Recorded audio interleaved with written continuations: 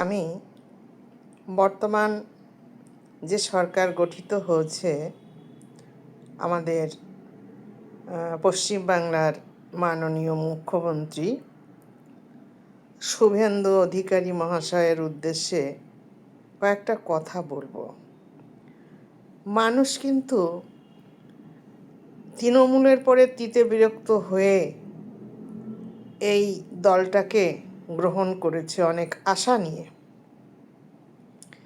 তাদের কর্ম সবই ভালো, সব ঠিক আছে, যেভাবে এগিয়ে যাচ্ছে সব ঠিক আছে, কিন্তু একটা জিনিস কোথায় কষ্ট লাগছে জানেন মাননীয়?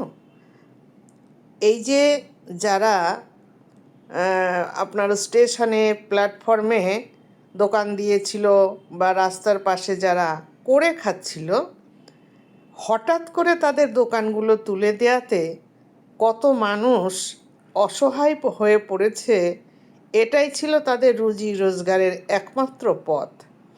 আপনি এদেরকে অন্তত একটা বছর টাইম দিতেন, যে 1 বছরের মধ্যে তোমরা সবাই তোমাদের জায়গাটা খুঁজে নাও। আর যারা গৃহহীন হয়ে পড়েছে, লাইন পাড়ে যারা এতকাল এসে বসেছে বাংলাদেশ থেকে এসে, হিন্দুদের কথা বলছি, তাদের জন্য সরকারি অনেক জায়গা পড়ে আছে। আপনি চেষ্টা করলে সব করতে পারেন, আমাদের সরকার সব করতে পারে।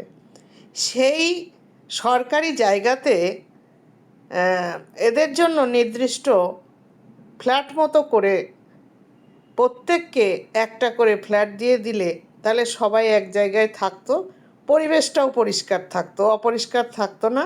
লাইনের পাশও পরিষ্কার থাকবে, রেলেরও জায়গা, কাজের কোনো অসুবিধা হবে না।